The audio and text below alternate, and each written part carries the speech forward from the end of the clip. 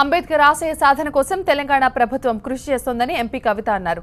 అంబేద్కర్ జయంతి సందర్భంగా Hyderabad tank bund దగ్గర ఉన్న అంబేద్కర్ విగ్రహానికి ఆమె పూలమాల వేసి నివాళులర్పించారు.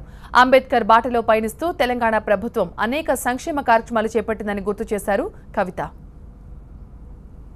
బాబాసాహెబ్ జయంతి సందర్భంగా నివాళులర్పించడం తెలంగాణ రాష్ట్రంలో దళితులకు జరుగుతున్నటువంటి ఎన్నో సంక్షేమ కార్యక్రమాలు, మనం కలలుగన్నటువంటి ఎన్నో అంశాలను రాష్ట్రం ఏర్పాటు తర్వాత మనం నిజం చేసుకోగలుగుతా ఉన్నాం. బాబాసాహెబ్ గారి ఆశయాలతోనే, వారు రచించినటువంటి రాజ్యాంగంతోనే, ఆర్టికల్ 3 ద్వారానే మనం తెలంగాణ రాష్ట్రాన్ని సాధించుకున్నాం. సాధించుకున్నటువంటి ఈ రాష్ట్రంలో దళితుల సంక్షేమం కోసం పాటుపడడమే వారికి నిజమైనటువంటి నివాళి అవుతుందన్నటువంటి ఉద్దేశంతో మా గౌరవ ముఖ్యమంత్రి కేసీఆర్ గారు ఏ పథకం తీసుకున్నా కూడా దళితుల సంక్షేమానికి, అణగారిన వర్గాల సంక్షేమం కోసమే చేస్తూ ఉన్నాం.